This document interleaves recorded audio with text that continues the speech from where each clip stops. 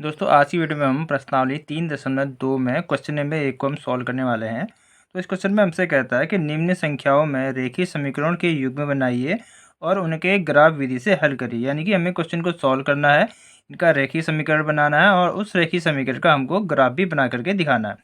तो इसके अंदर हमसे 2 क्वेश्चन पूछे गए हैं। जिसके अंदर पहला है, कक्षा 10 के 10 विद्यार्थियों ने एक गणित की पहेली प्रतियोगिता में भाग लिया। यदि लड़कियों की संख्या लड़कों की संख्या से 4 अधिक हो तो प्रतियोगिता में भाग लिए लड़कों और लड़कियों की संख्या ज्ञात कीजिए। तो हमको इस क्वेश्चन को सॉल्व करना है। तो चलिए हम इस क्वेश्चन को सॉल्व करते हैं। तो सबसे पहले हम मान लेते हैं,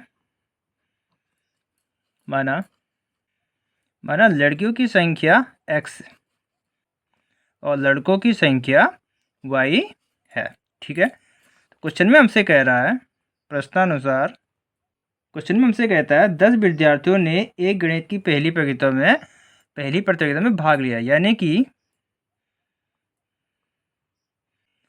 लड़के और लड़कियों की कुल संख्या 10 है, जो हमको क्वेश्चन में दिया हुआ है। तो इसका मतलब है x प्लस वाई, क्योंकि x और y हमने लड़के और लड़कियों की संख्या मानी थी, इनकी टोटल संख्या है 10। तो ये हमारा हो जाएगा समीकरण नंबर 1। आगे क्वेश्चन में हमसे कहता है,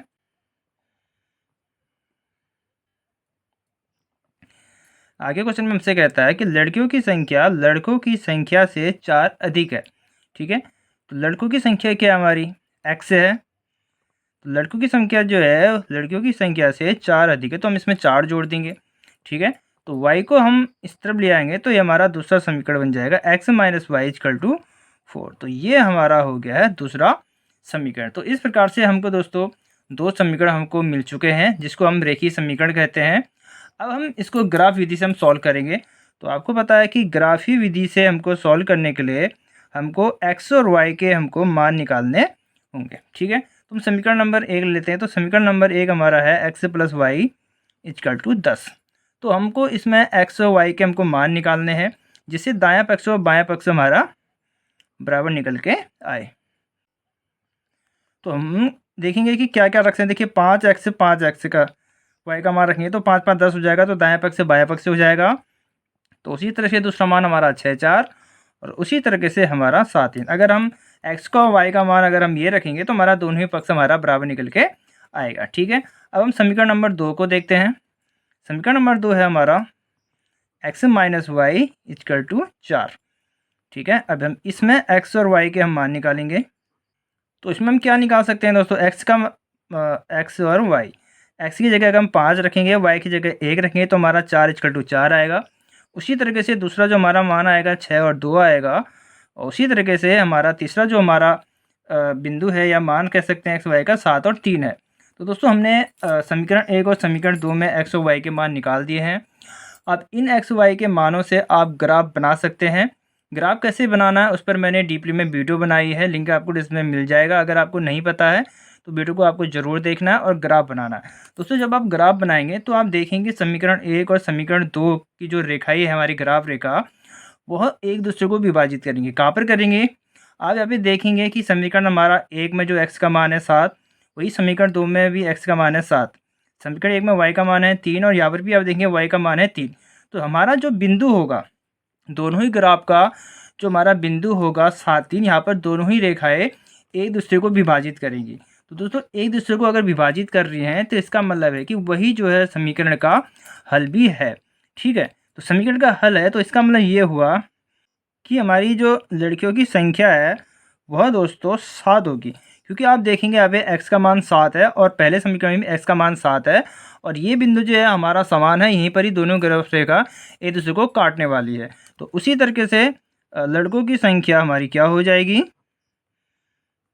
वह हो जाएगी 3, क्योंकि बिंदु 7 और 3 पर दोनों ही ग्राफ रेखा एक दूसरे को काटेगी। इसीलिए इस समीकरण का जो हल है वह बिंदु 7 और 3 होगा, जिसमें लड़कों की संख्या 7 और लड़कों की संख्या 3 है। तो अब हम क्वेश्चन नंबर 1 का सेकेंड पार्ट देखते हैं। अगला जो क्वेश्चन है उसमें हमसे पूछता है 5 पेंसिल तथा 7 कलम का कुल मूल्य 50 रुपये है, जबकि 7 पेंसिल और 5 कलम का कुल मूल्य 46 रुपये है। तो एक पेंसिल का मूल्य तथा एक कलम का मूल्य ज्ञात कीजिए। तो चलिए हम अब इस क्वेश्चन को सॉल्व करते हैं। अब हम क्या करेंगे, मान लेते हैं, माना एक पेंसिल का मूल्य x रुपये है, उसी तरीके से एक कलम का मूल्य y रुपये है। तो अब प्रश्नानुसार क्वेश्चन में हमसे बोलता है कि 5 पेंसिल तथा 7 कलम का कुल मूल्य है 50 रुपये। 5 पेंसिल का मतलब है 5x प्लस 7 कलम का मतलब है 7y, इनका जो टोटल वैल्यू है वो है 50। तो इस तरीके से ये हमारा हो गया है समीकरण नंबर 1। उसी तरीके से आगे हमसे क्या बोलता है क्वेश्चन में, बोलता है जबकि 7 पेंसिल तथा 5 कलम का मूल्य 46 रुपये है। तो हमारा क्या है 7x 7 पेंसिल और 5y इक्वल टू 46 रुपये। तो ये हमारा दूसरा समीकरण बन के आ गया। तो अब हमारे पास दो रेखीय समीकरण है, समीकरण 1 और समीकरण 2। अब हम इसका ग्राफी विधि से हम इसको सॉल्व करेंगे। तो ग्राफी विधि से सॉल्व करने के लिए हमको x और y के मान निकालने होंगे, ठीक है, तभी हम इसका ग्राफ बना सकते हैं। तो दोस्तों हमारा जो समीकरण 1 है वह क्या है 5x plus 7y equal to 50 है। यहाँ पे हमको x और y के ऐसे मान निकालने हैं जिसमें हमारा दायां पक्ष और बायां पक्ष बराबर आ जाए। आप चाहो तो दोस्तों आप अपनी तरीके से इसमें से किसी संख्या को इस तरफ भी ले जा सकते हो। जैसे आप चाहो तो इसको 5x equal to 50 minus 7y भी लिख सकते हो, या फिर अगर आप इसको चाहो तो इससे और छोटा कर सकते हो, x equal to 50 minus 7y बट्टे 5, इसके बट्टे में आप इसको इस तरीके से भी लिख सकते हो। अब जैसे भी आप लिखना चाहो, बस x के y के आपको ऐसे मान रखने हैं जिसमें हमारा दायां पक्ष और बायां पक्ष आपस में बराबर आ जाए, ठीक है। ये मैंने आपको बता दिया है कि आप इस तरीके से भी लिख कर भी आप इनको सॉल्व कर सकते हैं, ये आपकी मर्जी। तो अब हम समीकरण 1 में x और y का मान निकालेंगे। तो दोस्तों हम x और y में क्या मान रख सकते हैं, हम x की जगह रखेंगे 3, y की जगह हम रखेंगे 5। तो हमारा क्या होगा दोस्तों, दायां पक्ष और बायां पक्ष हमारा बराबर आ जाएगा। x की जगह 3 रखेंगे तो 3 पंचे 15, 7 पंचे 35, 35 और 15 50, तो 50 इक्वल 50, ठीक है। तो इसी तरीके से हम दूसरा जो मान रखेंगे 10 और 0 कर देंगे, 10 पंचे 50 हो जाएगा, ये 0 हो जाएगा, तो 50 इक्वल 50 हो जाएगा। तो अब हम देखेंगे समीकरण 2 से हम क्या निकाल सकते हैं। तो समीकरण 2 है 7x plus 5y equal to 46 है। तो अब हम इस रेखीय समीकरण में हम x और y का मान निकालेंगे। पहला हम क्या रख सकते हैं, x की जगह हम 8 रखेंगे और y की जगह हम माइनस का 2 रखेंगे। तो हमारा हो जाएगा 7 8 56 और 5 दूनी 10, 56 में हम 10 घटाएंगे तो हमारा 46 आ जाएगा। तो हमारा दायां पक्ष और बायां पक्ष आपस में बराबर आ जाएगा। दूसरा हम रख सकते हैं 3 और 5। तो हमारे पास समीकरण 1 और समीकरण 2 के हमारे मान निकल के आ गए हैं x और y के। अब हम इससे दोस्तों हम ग्राफ बनाएंगे। ग्राफ के बारे में मैंने आपको बताया ही है कि आप इसका ग्राफ जब बनाएंगे तो दोस्तों आप यहाँ पे देखेंगे कि दोनों ही समीकरण में एक बिंदु हमारी कॉमन निकलेगी। आप यहाँ पे देखेंगे s का मान 3 है, यहाँ पर भी 3 है। पहले समीकरण y का मान 5 है तो दूसरे समीकरण में y का मान भी 5 है। यानी कि जो हमारा बिंदु होगा, बिंदु हमारा 3 और 5, यहाँ पर दोनों ही ग्राफ रेखा यानी कि ग्राफ रेखा x समीकरण 1 और ग्राफ रेखा समीकरण 2 एक दूसरे को बिंदु 3 और 5 पे विभाजित करेगी। तो इसका मतलब है कि यही बिंदु जो है हमारे क्वेश्चन का हल भी है, क्योंकि यहाँ पर दोनों ही ग्राफ रेखा एक दूसरे को विभाजित कर रही है।